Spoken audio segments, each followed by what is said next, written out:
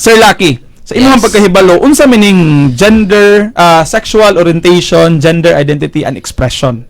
Sa akong pagkabaluan na sa amo ang training jud namo kanang sa SOGI jud, sexual orientation sa pagtanaw nimo sa imuhang self, sa imuhang unsa imuhang pagsanina, paglakaw, imuhang gender.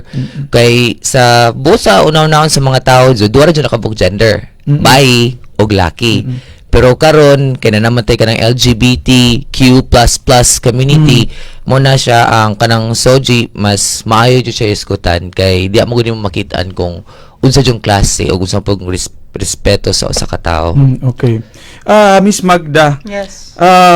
Mangayo ko sa imuhang punto di vista og unsa kining sexual orientation, gender identity and expression. Unsaon ni nato pag-apply? Ma-apply ba ni siya para sa tanan or kini is it only applicable among the LGBT community?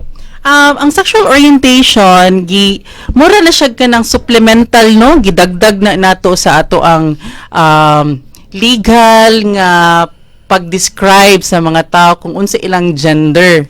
Okay, sa ato ang balaod ra gud for now, ang gender gi-define ra gud as man and a woman. So within or beyond that classification of having a man and a woman, wala ang nga LGBT dili ma-describe. So naay naay vacuum, naay kakuwangan or ka-absent na walay kanang absent ang LGBT sa atong pamalaod. Mo na when our government applies program or implements program, mawala gid ang mga LGBT because wala pa sila na describe sa atong balaod. So ang sexual orientation dagdag na sa kanang ato ang term nga gender.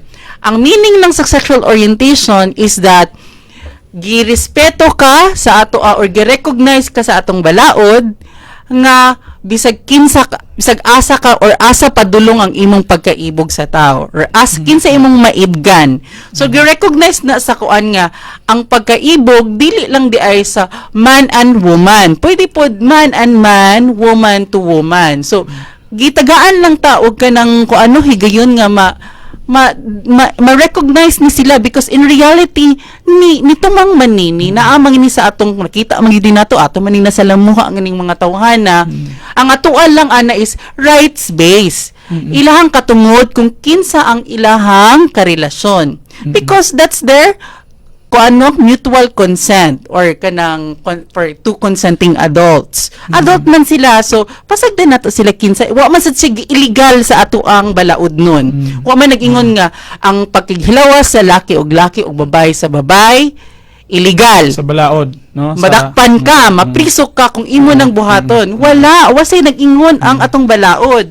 So karon since kuwang atong nga kuan na day siya, dili day illegal, so gibuhat na nila, but with their as an adult, they can make decisions for themselves. Unya wasad na sila nangilabot because it's within the kanang four corners of their privacy, no, sa ilang mga bedroom or isang panimalay. Di ta ka pangilabot ana. So unless naman siguro no og ato na buhaton sa usa ka public space nga naatay balaod nga mo kuan pod ana. So mao na nga kanang usa lang na siya nga maghatag lang kanila og recognition nga naa sad tay mga type of tao nga naaging ani nga feelings or relationship. So kana siya wa sa na siya gibawal sa balaod, so it's for now it's valid. Napiti gitawag nga gender identity. Ang gender identity pod is katupod ng mga LGBT or gitawag natog transgender nga wa ni sanong sa iyahang biological or sex organ niya, yung sexual organ. So kung niana siya nga ang iyang ang sexual organ nga gi-assign sa doktor niya is male, unya ang pananaw niya or pagpailan niya sa mga tao is babae, mo na ang iyang classification, kani pong mga classification gihimo pud ni sa atong academe or atong mga clinician. So mo na nga ang ilang classification sa mga tao nga wa ni sanong sa ilang biological organ is transgender. So kung opposite gani ang imong identity, imong puan nga gender ba, for example woman, it's a gender, no? Unya male or female mo man ang ato ang assigned sex at birth or sex, no? Kana atong sex nga nasa atong birth certificate. Kung wa gani na nagka-opposite gani na, ang tawag ana is transgender. So usa sa na siya ka level of classification. So mao na nga dili wa po na sa tong balaod nga ay dili gud ka pwede mababay kay ang imong birth certificate male man.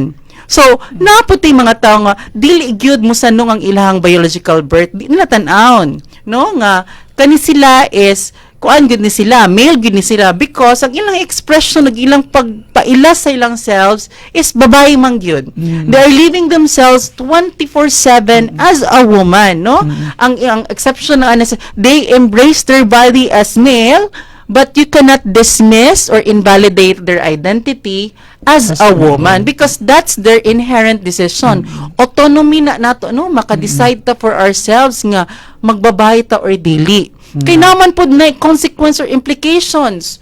So mao na nga tuan na lang is kung naatay mga tao nga ini, we have to respect them because mo lagi we have to respect the private space of a person.